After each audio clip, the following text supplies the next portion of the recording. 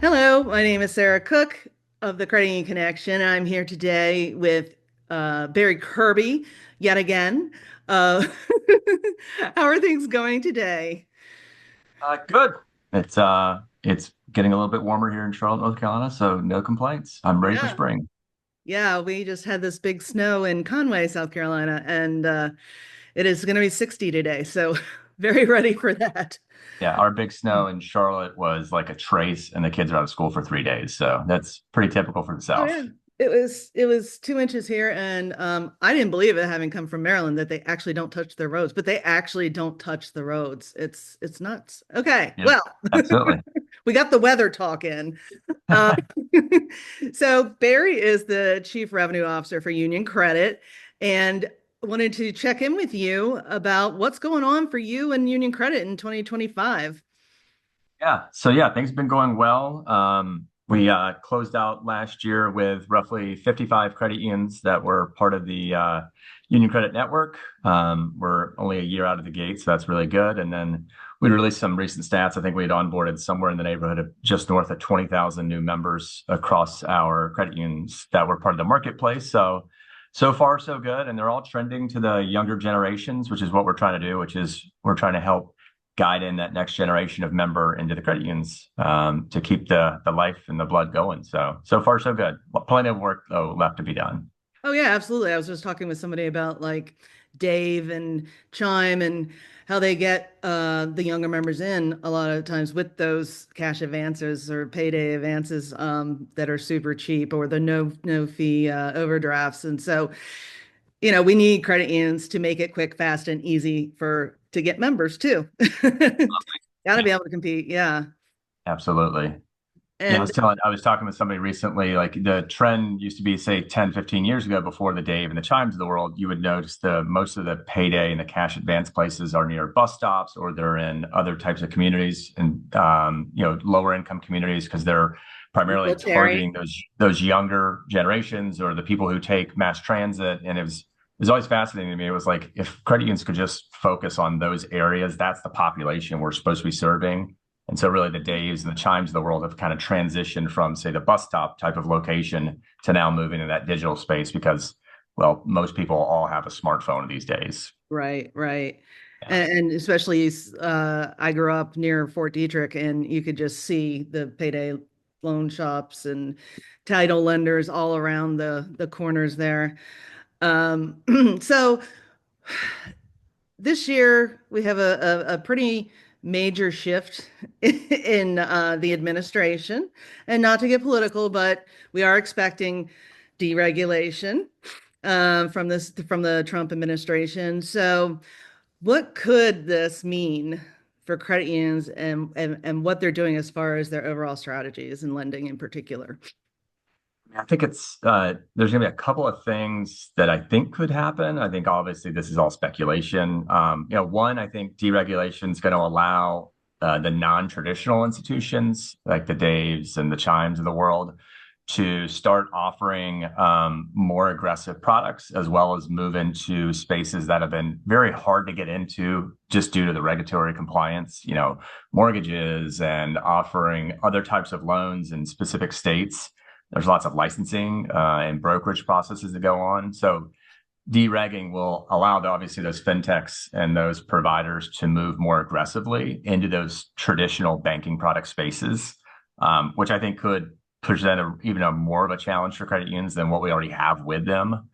The other thing that could happen on a positive note is for some of the larger credit unions that are starting to approach the CFPB guidance, which is 10 billion in assets. This could be a breath of fresh air for them if for some reason there's some impact or deregulation around that. Hmm. So it's a little bit of kind of wait and see. I think from a credit union's perspective, if I was in their boardrooms, I would really just urge them to stick with what their mission is, which is focus on the community. This next generation is very community focused. They go to local breweries, they shop locally, but they don't bank locally. And a lot of that is just due to the fact that we haven't done a good job of letting them know that we're here and we are local. And yes, we offer the same digital services, but we're local to your institute, to your community. Hmm. Absolutely.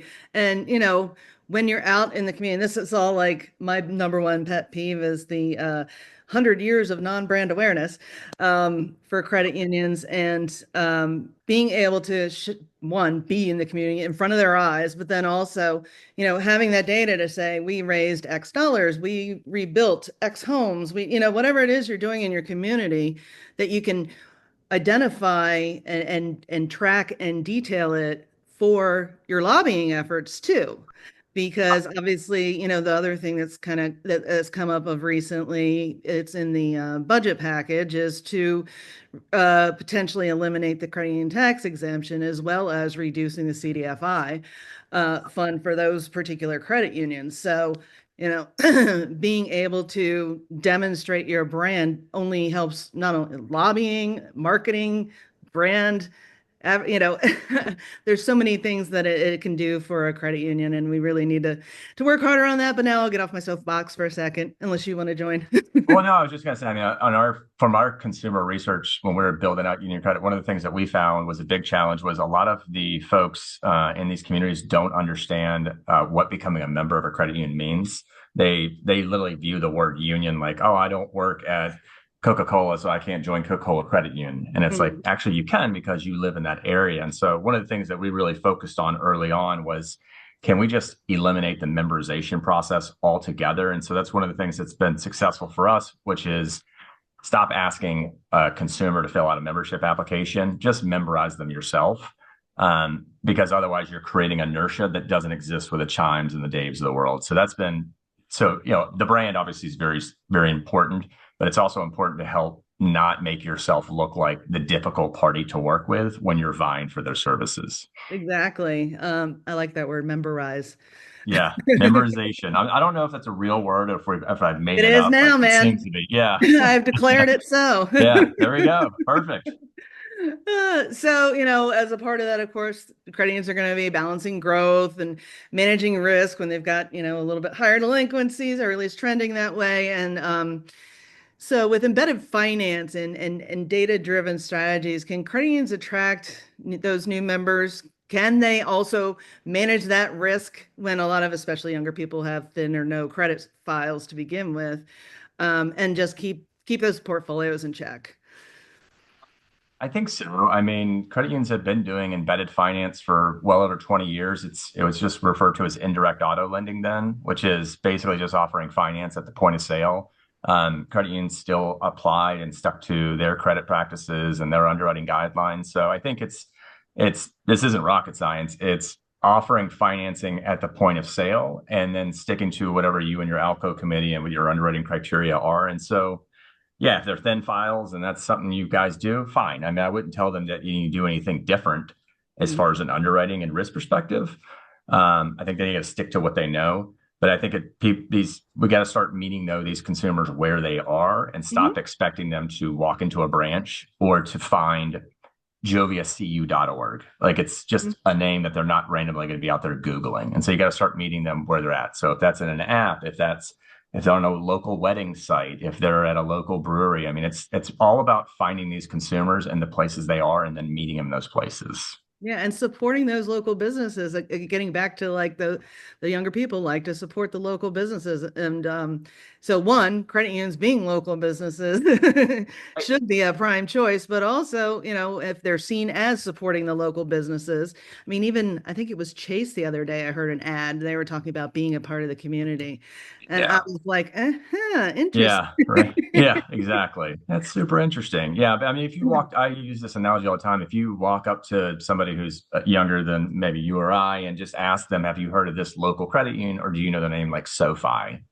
There's almost guarantee they know the name SoFi. And that's a big problem. If you're a community institution that in your own local community, you're not a recognizable brand. Mm-hmm. And that's really a big problem. And the challenge with that is they're not listening to Pandora, they're not listening to local news and TV. They're on podcasts, they're on demand, they're in these apps, and you've got to start finding different ways to start connecting with that generation, or we're just the chases are going to become the main primary source of all that business. Mm-hmm. which is not good for consumers because without having the competition, then that's part of the governing of prices and things like that. Once especially as we move toward deregulation and probably throwing out some of those recent CFPB rulings. Um, so anyway, so you were talking about engaging the younger members and how can credit unions modernize engagement? Because it's not, how you doing, Bob? Why don't you come into the credit union with me? I mean, sometimes it is. Nothing wrong with that because even the younger members need that guidance, as far as the steps to take in buying a new house or prepping for a new baby or whatever it is. But yeah, how can credit unions modernize their engagement to connect with the more digitally savvy members?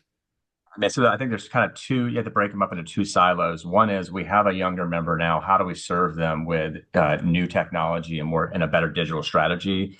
And then the second silo is how do we actually engage a non-member who's in the younger generation? How do we start attracting them in? Hmm. And so on the attracting side, because that's really what we focus on at Union Credit, is helping them to drive new members in the door. I mean, the things we found is you got to meet them where they are. So for example, we're inside of Bankrate and all these other different apps, and we're able to engage with them there.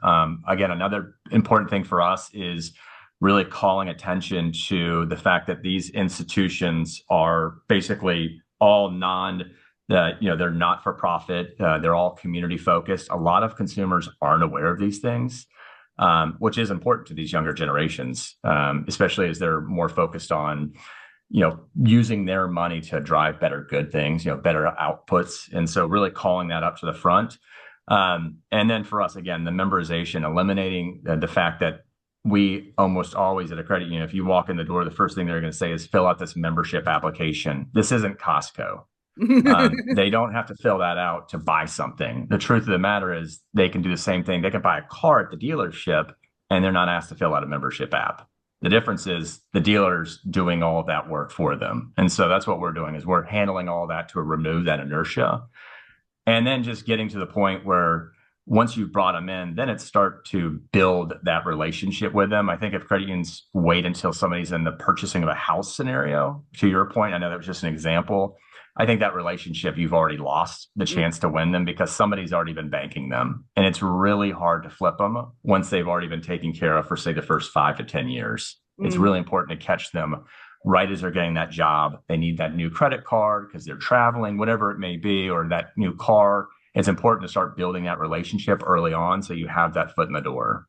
Right. And it goes right to what every credit union just about has in their mission statement or vision statement is superior member experience.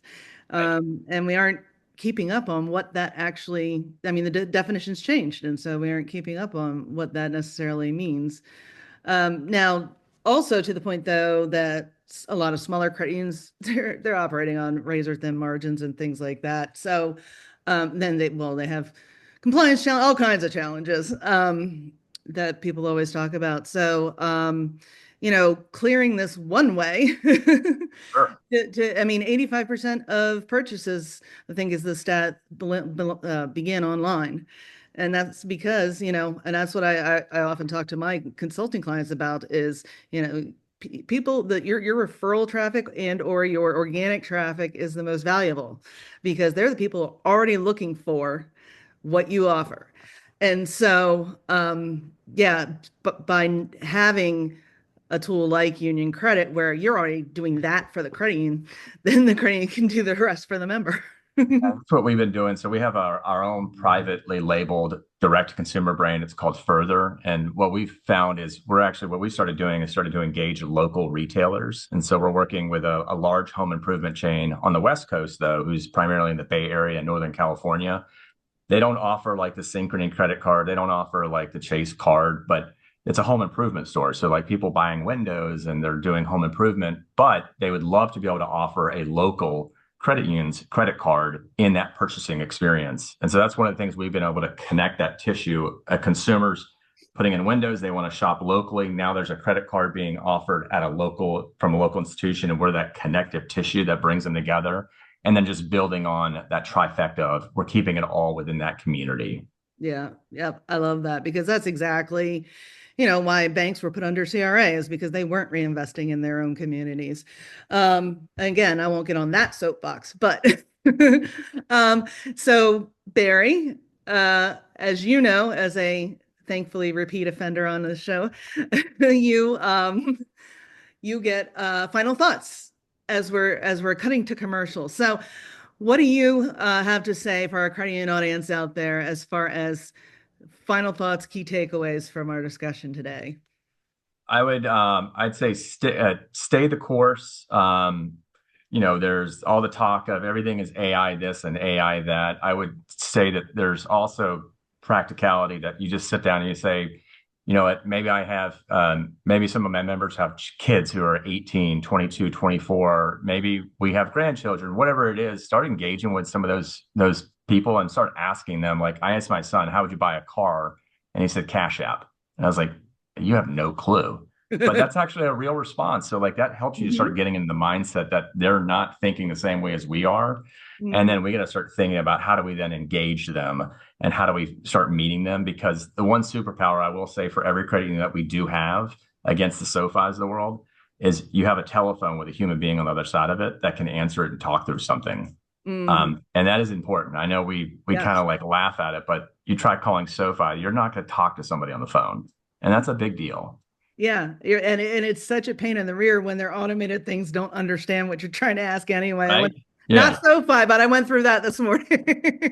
I actually went through that this morning too. So I thought it very timely to mention that as well because it drove me Yeah, nuts. I was like, customer support, customer support. yeah, My yeah. goodness. Yeah. Yep. And then they tell you some stuff that's not even true. And yeah. Right. Anyway, I'm Yeah. not gonna Nothing. again, third soapbox of the day, and it's for Yeah. your No worries. all No right, Barry. worries. Well, thank you very much for joining us. I Yeah. appreciate it. And Thank you for having me. absolutely have a great rest of your day. Yeah. You as well. I appreciate it.